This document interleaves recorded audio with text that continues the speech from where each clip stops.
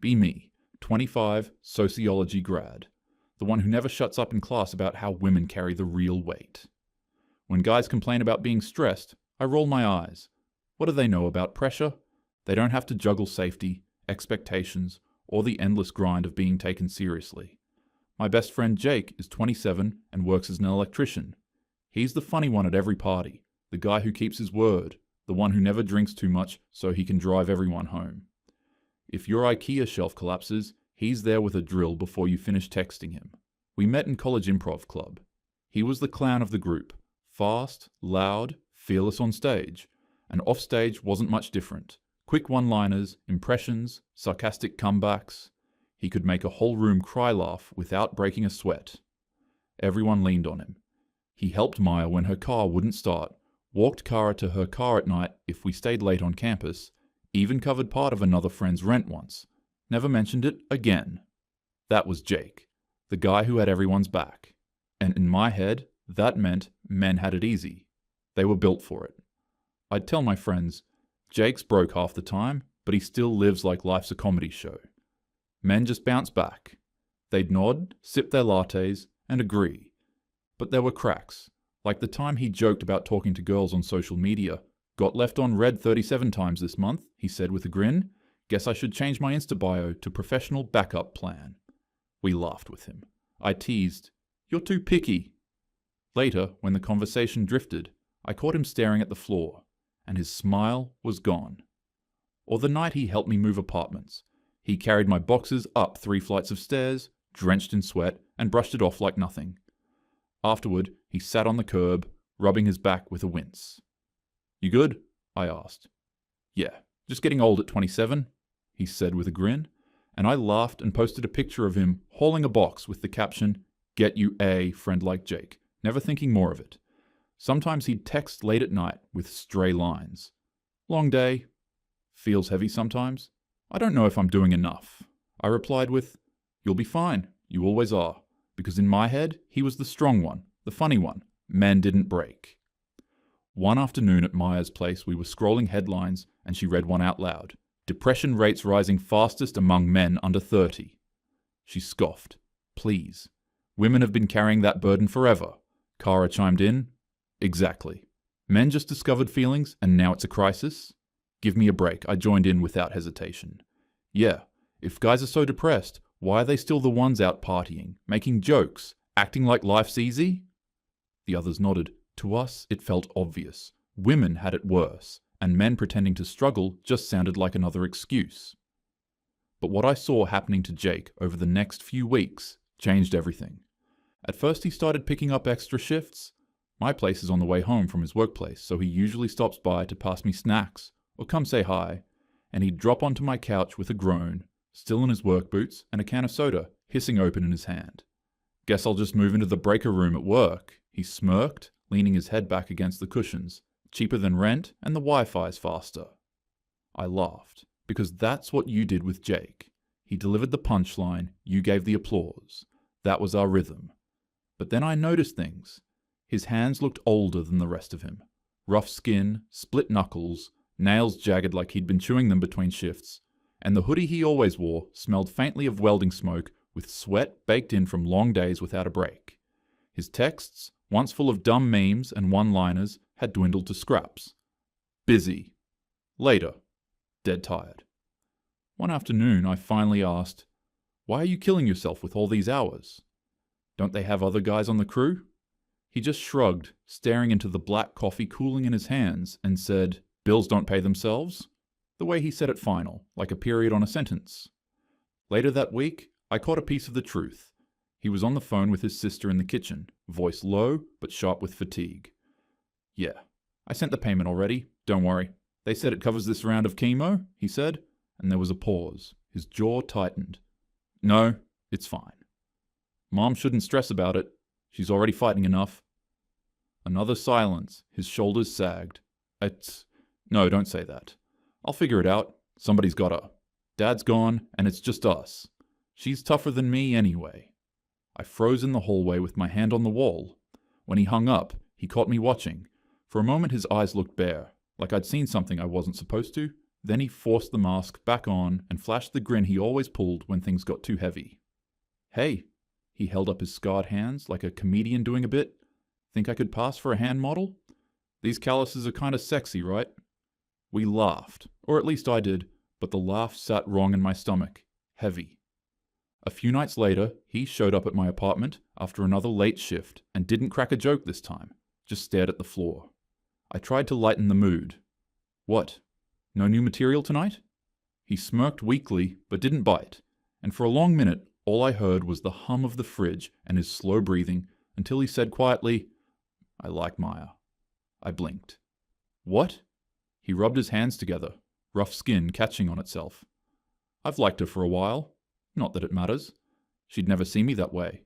I laughed awkwardly, not sure what to say. "Well, yeah, she's into guys with more edge. You're like, the safe one, safe," he repeated, lips twisting into something that wasn't really a smile. "Yeah." I know I shrugged, trying to play it off. "At least she trusts you." That's something he leaned back, staring at the ceiling. "Trust doesn't keep you warm at night." I knew Maya's patterns too well. She liked bad boys, musicians with tattoos creeping up their necks, guys who could ghost her for 3 days and she'd still come running. With Jake, it was different. She leaned on him when her car battery died, when she needed a ride home after midnight, when she was short on rent. He was her safety net, not her fantasy. I thought about telling him that, but the words stuck in my throat. How do you say she only calls you when she needs saving to the guy who never hesitated to show up? The very next week, Maya called him. Not me, not Kara, but Jake. And her voice carried through the phone while I sat across from him. "Hey, can you swing by? My new dress is stuck in the hallway. It's too heavy for me." "Please, Jake. You're the only one I can call." He looked at me, tired eyes flickering, then forced a grin. "Guess that makes me Superman," and grabbed his jacket and headed out without finishing his coffee.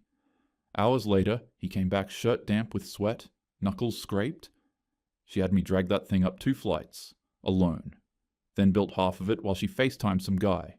Didn't even notice when I split my hand open on the nails. I blinked. She didn't help at all. He shook his head and stared at the cut on his palm. "Nah." She just kept saying, "What would I do without you, Jake?" His laugh was sharp, bitter. "She'll never have to find out, right?" A few nights later, it happened again. Her sink was clogged, and she didn't even offer to pay for a plumber, he said afterward, hands still smelling faintly of bleach. Just called me at 10 at night like I was on-call staff. He tried to make it sound funny by imitating her voice and tossing in jokes, but the edge bled through. She hugged me when I finished, though. Called me her rock. He spat the word out. You know what it feels like to be a rock? Heavy, cold, always under people's feet. I didn't know what to say, so I laughed weakly and told him he was just being dramatic. But I saw how much he was giving and how little came back. Maya never asked if he was okay, never invited him to dinner after, never sat with him when he looked ready to collapse. He was the one she leaned on, the one she praised as dependable, the one who carried the weight, and each time he walked away from her apartment, his shoulders slumped lower, like the weight stayed with him long after the job was done. Everything was pretty quiet after that, and life rolled on as usual for me. Until a month later, my phone lit up with Jake's name, and when I answered, his voice was ragged and barely there. "She's gone." I froze. "Who?" There was a pause, heavy with static, and then he said it. "My mom. The chemo stopped working. She passed last night." His breath hitched. I was holding her hand when it happened. She said she was sorry. I blinked, struggling to process. Chemo? Wait, she was sick? I didn't know. She was apologizing for making me carry it all. Every bill, every shift, every damn thing. She thought she ruined my life just by needing me. His breathing cracked, heavy and uneven. I worked every hour I could. Paid every bill, covered rent, covered treatment, covered everything while she got weaker. She was all I had. Now it's just me. I sat there with the phone pressed to my ear, but my attention wasn't really on him because a notification lit my screen. My group chat buzzing about some guy from campus who'd just asked me out, friends sending pictures, rating him, laughing. And I half scrolled while Jake's voice spilled through the speaker, raw and breaking. "I don't know how to do this without her," he whispered. She was the only one who made me feel like I mattered. I bit my lip, feeling awkward and overwhelmed, and said the stock line everyone uses when they have nothing real to give. She's in a better place. Silence stretched, then a faint exhale, and the line went dead. When he texted back, it wasn't about himself, just an invite. Funeral's on Saturday. Hope you can come. At the funeral, he looked like a shell in a suit hanging off him, hands shaking as he greeted people. He cracked a joke at the podium, something about how his mom would haunt him if he didn't say something funny, and everyone laughed, grateful for the release, but I saw his eyes empty like he wasn't even there. Maya didn't even show. Not a call, not a message, nothing.